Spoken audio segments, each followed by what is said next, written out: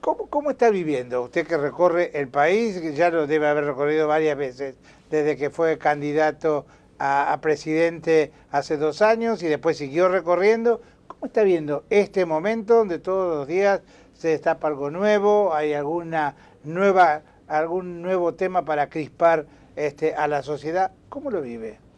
Bueno, con preocupación, porque son temas muy duros para la sociedad y necesitamos realmente que se investiguen estos hechos.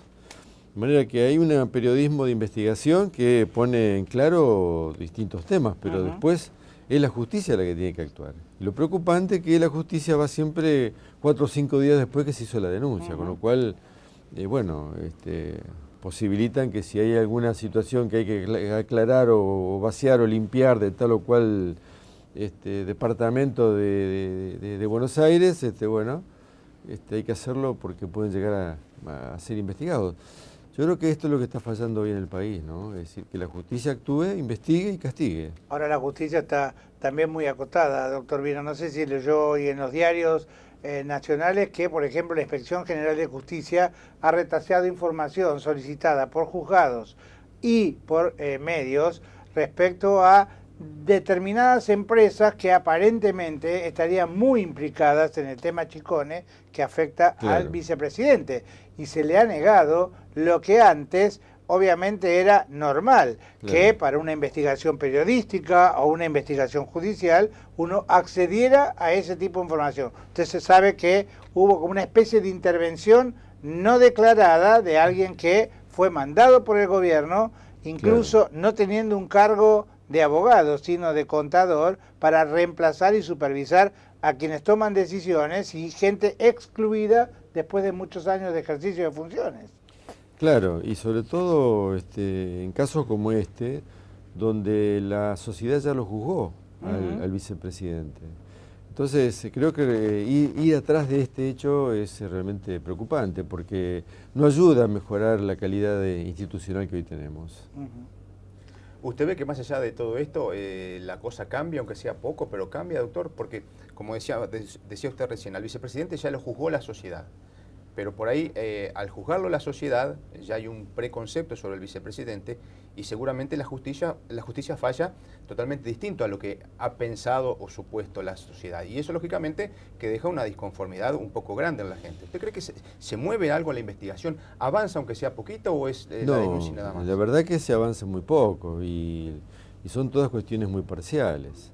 Fíjese, por ejemplo, que la justicia hoy le dé 7 años de prisión a Menem, ¿no? Después de cuántos años ocurrió el hecho, después de tanto tiempo, de lo que significó como gravedad el problema que generó la venta de armas a un país como el caso de Ecuador, donde nosotros éramos garantía para la paz entre Ecuador y Perú. Entonces, creo que realmente estos son los problemas, ¿no? Que la justicia cuando llega tarde deja de ser justicia. Es cierto. Ahora, usted sabe que, el tema de la corrupción, el otro día escuchaba la reflexión de una colega que escribe en el diario La Vanguardia de Barcelona, y dice: lo peor que a un pueblo le puede pasar es que uno se acostumbre a que la corrupción es parte de la vida cotidiana. Y yo creo que los argentinos, todos, hemos ido incorporando como que la corrupción es parte del aire. Yo sigo todavía siendo utópicamente crédulo y creyendo que no, porque uno conoció, por ejemplo, la generación de mi viejo, que conocían vocablos que hoy parecen caídos en desuso: ética, dignidad, el consensuar con un apretón de mano en la palabra del otro. Hoy, le digo, hay gente que no se puede mirar al espejo, doctor Wiener. Sí, claro. Y hay algo que todavía agrava al hecho de corrupción, ¿no? Que es la impunidad. Además. Porque la impunidad para una sociedad es lo peor que le puede pasar, ¿no? Esto de que, bueno, pasó, ya no va a pasar más, y resulta que después viene algo más grave. Igual aquel que tiene un título de propiedad para decir que este auto me pertenece y es un auto robado, la próxima vez busca, no sé, quedarse con una agencia de auto, ¿no? Entonces, siempre la impunidad habilita que haya un proceso mayor hacia el futuro.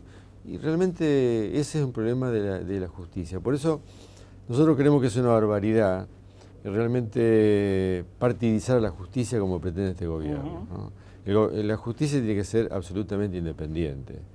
Y esto se logra cuando nosotros tenemos, bueno, por un lado el poder ejecutivo y por otro lado el poder legislativo, que son dos poderes electos por la gente. Pero el tercero no es electo directamente, que es el poder judicial. Entonces el Consejo de la Magistratura, es decir, el órgano que tiene que designar a los jueces o entablar un jury de enjuiciamiento, tiene que ser absolutamente independiente. Y por lo tanto es allí donde genera realmente la posibilidad de que imparta una buena justicia. Fíjese que en Santa Fe, al revés de lo que se hace a nivel nacional, hemos establecido que el Consejo de la Magistratura, el propio Ejecutivo se autoexcluye al nombramiento, ¿no? Porque de esta forma usted le garantiza independencia.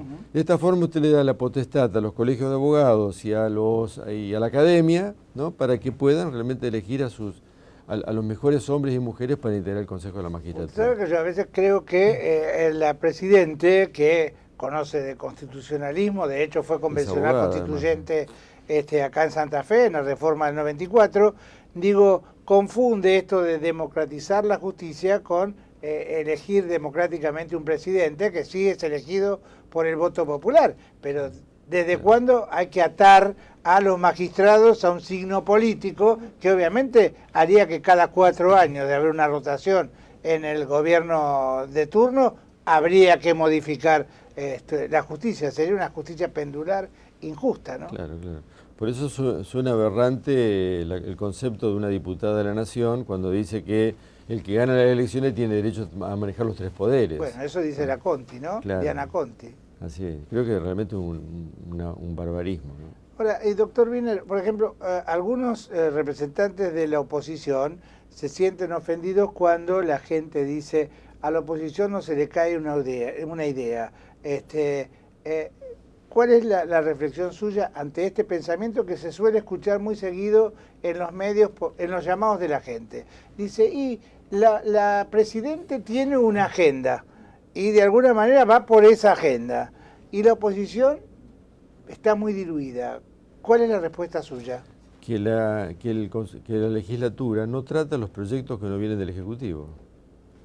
Entonces esto genera realmente una parcialidad absoluta y se genera lo que se designa con el nombre de escribanía de la Casa de Gobierno, la legislatura.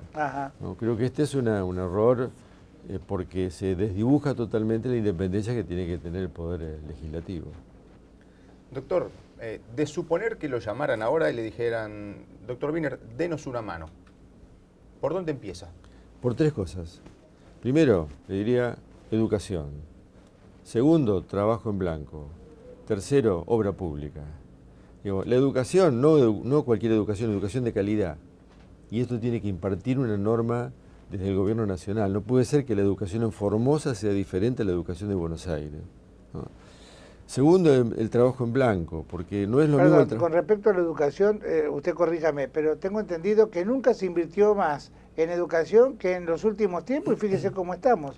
¿Qué es lo que anda mal allí? ¿O se quedan con la plata? Bueno, no, yo creo que no se quedan con la plata, pero es que no es un problema solamente de recursos económicos. De un programa. Claro, es decir, la educación también lo hizo Chile esto, ¿no? En época que el Ricardo Lagos era ministro de Educación, ellos triplicaron el sueldo de los docentes y no hubo un impacto en la calidad de la enseñanza. Pero también es cierto que nosotros hoy, por ejemplo, defendemos la ley 1420, que ya no está, pero que tuvo sus valores y educó tanta gente, y que cambió realmente el perfil de nuestro país.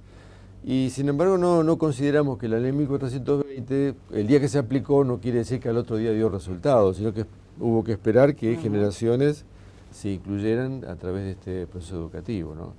Pero educación y trabajo. La educación porque nos hace libres y el trabajo porque nos hace dignos, ¿no? Son los 2 elementos fundamentales para la inclusión social. Y después está la obra pública. Mire, aquí hay que hacer obra pública. La inversión del gobierno, el endeudamiento del gobierno debe ir desde la obra pública. Hacer acceso a los puertos, el ferrocarril, hospitales, escuelas, rutas. En fin, todo esto hay que hacerlo con una visión clara de que hay que poner en marcha la economía del país. Ahora, en estos 10 años de la década ganada se han anunciado muchas cosas en la obra pública, pero quedaron en eso, en enunciado, porque no se han plasmado en realidad. Bueno, hay que hacerlas, ¿no? Hay que hacerlas. Yo creo que el tema del déficit energético del país es realmente muy grave, muy grave. Entonces esto va en contra de cualquier, digamos, recuperación económica y reindustrialización del país.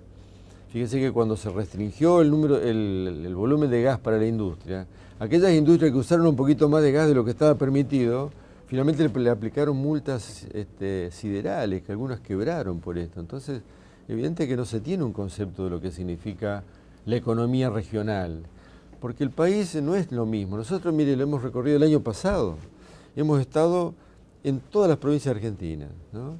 En un año no electoral, y construimos allí el proceso económico que se estaba dando y qué es lo que habría que hacer, ¿no? Entonces, generamos, por un lado, el diagnóstico de que todas las economías regionales, los vinos de Mendoza, el pescado de Mar del Plata, la carne en Santa Fe, los limones en Tucumán, las manzanas y peras en Río Negro, todas estaban en falta de competitividad. Entonces, con esa falta de competitividad, el inversor no invierte, ¿no? Trata al contrario, trata de reducir y trata de achicar todo y trata de tener menos empleados y pagarlos en negro. Entonces hay todo un retroceso de la economía. Nosotros necesitamos que la economía funcione. Mire, si usted le pagase a los jubilados, por ejemplo, le pagase lo que le corresponde, no esta miseria que le dan, lo que le corresponde, ¿qué hace el jubilado? ¿Se toma un avión y se va a Miami a comprar ropa? No, va a pintar su casa, va a mejorar un mueble, le va a comprar un vestido a la señora, digo yo, mejorará su alimentación. Digo, pero esto pone en marcha la economía. Además, ya por el hecho de recuperar el 21% de IVA, ya el 21% lo está recuperando el gobierno. Vale decir que si nosotros no movemos la economía, es muy, muy difícil salir de este... Ahora, no se mueve la economía por mala voluntad, por desconocimiento del manejo de la misma, porque de hecho, aparentemente hay un equipo económico que no se sabe, debe ser la presidenta y la jefa de ese equipo, integrado por 5 o 6 personas, Marco del Pon, Kicillof, Moreno, Lorenzino, y algunos más, y digo, ¿cómo se resuelve esto? Se necesita voluntad y dinero, ¿no? No, pero por supuesto que hace falta dinero, pero hay dinero. Lo que pasa es que se mal invierte el dinero, entonces es muy difícil tener resultado con una mala inversión. Digo, primero hay que recuperar los valores básicos de la economía, ¿no? Porque la economía, ¿qué persigue la economía? El desarrollo. El desarrollo económico y el desarrollo social. Bueno, ¿no? Nadie quiere venir, por ejemplo, a invertir a este país, bueno, doctor Wiener. Entonces, y sí se van a países de al lado nuestro, ¿no? Claro. Entonces, ¿qué necesitamos nosotros? Que la economía se mueva. ¿Y eso se mueve cómo? Bueno, con reglas claras que tiene que fijar el Estado, que son las de la macroeconomía. El Banco Central, la política de cambio, la emisión monetaria, en fin, todas estas cuestiones que son la base, lo que usted le entrega a la microeconomía, al inversor, ¿no es cierto?, la capacidad para poder desarrollar su economía. Bueno, creo que esto es lo que hace falta en el país. Hay que buscar nuevamente la actividad importante de cada una de las regiones para fomentarlas y desarrollarlas. De lo contrario, hacen negocios otros. Fíjense lo que pasa con la pesca, ¿no? Están haciendo un negocio de la pesca de altura y la pesca de costa no salen porque no tienen la capacidad para poder invertir en ello, sí, y no hay rentabilidad. Bueno, creo que este es un problema que hay que superarlo. Doctor, hablando con peronistas en su momento de vieja época, como don Miguel Robles o el ingeniero Venecia, cuando llegaban las elecciones ellos decían que no se preocupaban mucho por el peronismo porque el mapa electoral era como la camiseta de Boca, ¿sí? Las 2 franjas azules arriba y abajo y la amarilla al medio. Y la franja amarilla definía la elección. O sea, la Argentina la dividían como la camiseta de Boca y la franja amarilla le daba Mendoza, Córdoba, Santa Fe y la provincia de Buenos Aires y ahí se definía la elección. Hoy el peronismo en esa franja amarilla muy presente no está. ¿Qué análisis hace usted? Bueno, hay un cambio en el país, ¿eh? Mire, los partidos políticos hoy están en un estado de descomposición importante, con lo cual no quiere decir que desaparezcan las propuestas políticas, pero estamos en marcha por un nuevo reagrupamiento. Fíjese que de todas las fuerzas que se presentaron, son todas alianzas, ¿no? Entonces, ¿esto qué está demostrando? Que hay un interés de recuperar digamos, el valor que tiene la política, que es la de ser un referente entre la institución, ¿no?, y la gente, o entre la gente y la institución. Esta mañana estaba escuchando a una encuestadora haciendo un sondeo para las elecciones de las PASO, y hablaban acerca de cuáles son las figuras mejor posicionadas. Estaba Scioli con la gente que lo puede seguir, ¿no? Que todavía no tiene resuelto si va a ser su mujer o no. No sé si está al tanto de eso, podría ser Karina Rabolini. Es un enigma Massa. Pero estaba Hermes Wiener muy bien posicionado, y también en cuarto lugar, a un poco más de distancia, estaba Ricardo Alfonsín. ¿Cómo intuye usted que van a ser las elecciones de octubre? Teniendo en cuenta que aparentemente la Presidente no tendría hoy por hoy una holgada convocatoria, ¿no? Por decirlo de alguna manera. Se habla que tiene una intención de voto cautiva de un 30%, mantiene de lo que obtuvo en el 54 un 30%. Bueno, mire, yo creo que estas son elecciones muy interesantes, ¿no? Porque están en un tiempo que es un final de época, ¿no? Es indudable que el periodo del kirchnerismo está terminando. Ningún equipo de gobierno duró más de 10 años. ¿Y eso es bueno o es malo para un gobierno que le faltan 2 años todavía de gobierno? Bueno, hay que considerar que tiene que ser los 12 años, ¿verdad? Porque es todo lo que le marca la Constitución. Así que creo que en ese sentido no tiene que haber ninguna duda, y ojalá que así sea, porque nos ayuda también a respetar los valores de la democracia, ¿no? Ahora, creo que estamos en una situación interesante, porque en este final de época no quiere decir que se disuelve el país, sino que vienen otras propuestas. ¿Quiénes serán las propuestas? Bueno, pueden venir de cualquiera de las fuerzas políticas, pero esto indudablemente refresca la democracia y revaloriza también las oportunidades que tenemos de encontrar un camino mejor para los argentinos. Doctor, perdón Carlitos, ¿cómo están las cosas en el frente en la provincia de Santa Fe? Bien, está muy bien. Creo que ha sido un acierto a nivel nacional darle la posibilidad de que las provincias vayan en cada uno de sus, en cada una de las provincias vayan definiendo sus candidatos, ¿no? Sus alianzas, sus acuerdos. No hay acuerdo, están las PASO para ello. Me parece que estamos en un momento importante. Además, hoy todo el país ha leído lo que pasa en Santa Fe.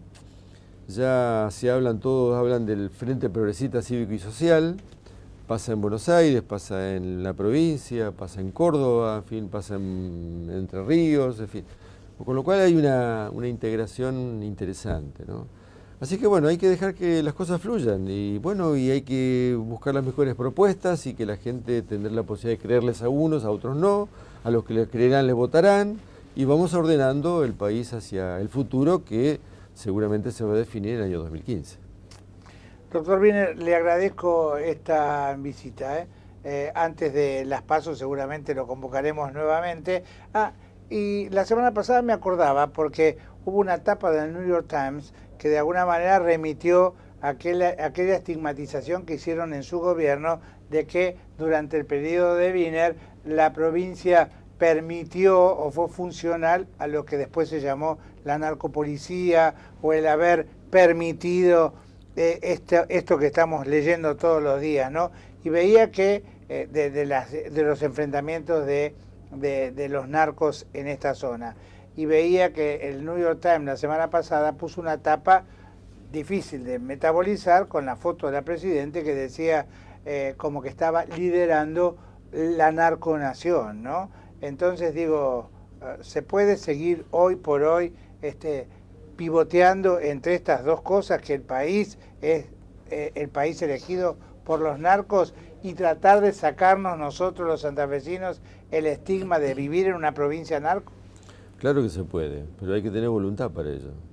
Fíjese que retirando la gendarmería de las rutas nacionales no se ayuda, porque ¿quién controla las rutas nacionales que pasan por Santa Fe? ¿No?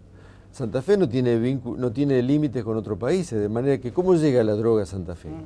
Por agua, por aire, por tierra, y por alguna de estas partes llega. Los decomisos que se han logrado son en la ruta 34 y en la ruta 11. Entonces se sabe por dónde vienen las cosas. Entonces creo que realmente lo que nosotros planteamos permanentemente es que las policías nacionales tienen que tomar cartas en el asunto. El narcotráfico es un delito federal y quienes tienen que actuar son las policías federales, la justicia federal, y tiene que actuar también las cárceles federales, que Santa Fe no tiene ninguna. Entonces, creo que estos son los caminos que tiene que tomar el gobierno. Convocar a todas las fuerzas, y por supuesto a las policías provinciales, a la Policía Federal, a la Policía Aeroportuaria, a Gendarmería, a Prefectura, a todas, a constituir un mapa de delitos del país. ¿Dónde pasa la droga? ¿Cómo no se va a saber esto? Sí se sabe. Cuando se lo denunció a Toñoli, se lo denunció por una escucha telefónica hace 3 años. Los 3 años me parece que es una etapa demasiado larga para poder investigar los casos. Bueno, ojalá que se llegue al problema de fondo, pero esto es lo que nosotros tenemos que pedir, ¿no? Que la nación no mire para otro lado, que esto es un problema profundamente federal.